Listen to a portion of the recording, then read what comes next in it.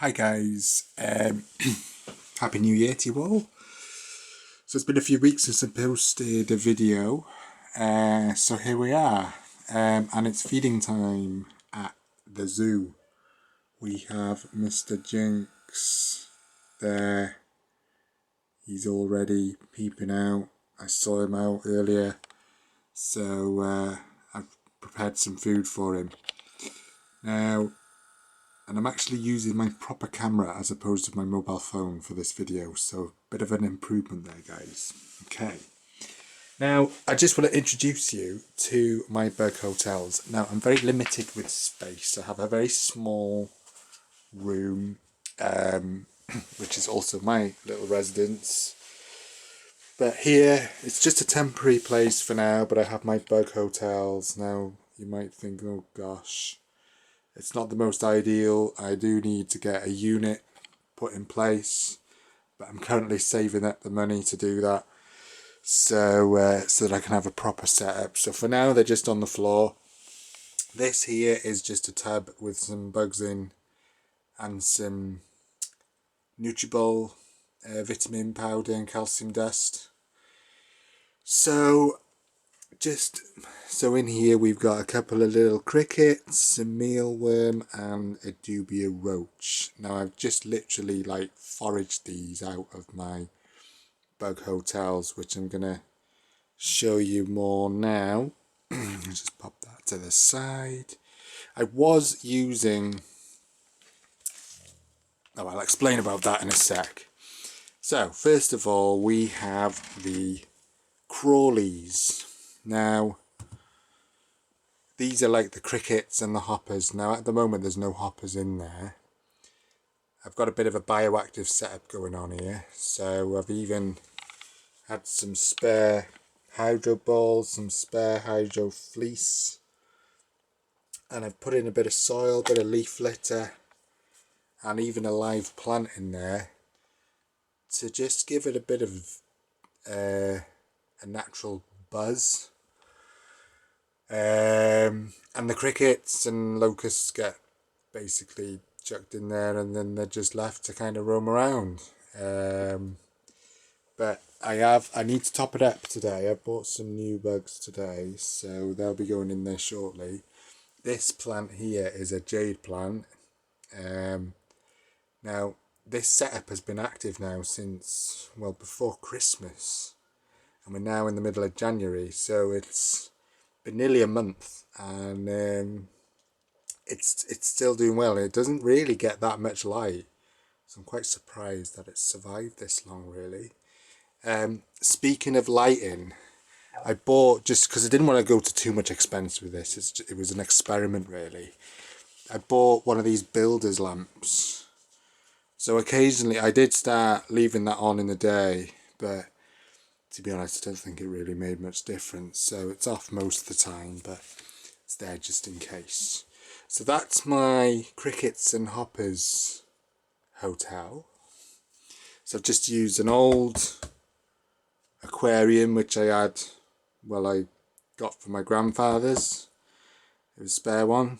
So and then there's this mesh lid that I stick on top so it stops them from getting out. And it also provides a bit of ventilation as well. Then over on this end, behind it, again, my cousin had this spare aquarium that he wanted to get rid of, so I said, look, I'll make use out of it. This is my kind of like ground bug hotel.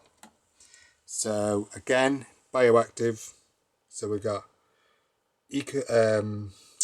Ethnic soil left over, some leaf litter, some cocoa fibre, some moss, bit of, stuff that I found out in the wild actually, to start up as a cleanup crew.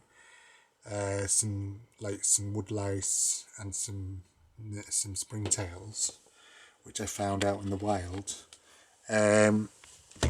Now you can't really see very well because it's dark, but in here basically we have a small breeding colony of dubia roaches which are successfully breeding. mealworms, buffalo worms, and Morio worms, the superworms. Superworms are very difficult to get hold of because they just literally dive into the ground, burrow themselves in deep. So it's hard to get hold of a superworm. But eventually they will pupate into the darkling beetles, which I want to put into Mr Jinx's enclosure. Because they act as good members of cleanup crew. So that's my bug hotels. I have picked out some bugs to put in his feeding, to feed him with tonight. So now we go to the main man's house, Mr Jinx, and I'll just open up his setup.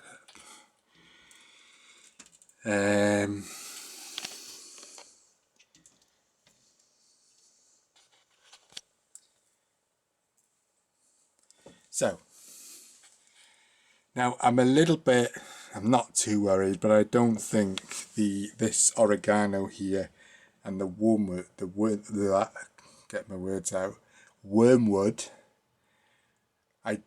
they're sort of fading away slowly. They were doing well to begin with, and then I gave them some water, and then they've just begun to fade away. So gonna have to see about them. But basically, the purpose of them is to try and deter away the slugs that are in there. Yes, I have slugs in this setup, guys.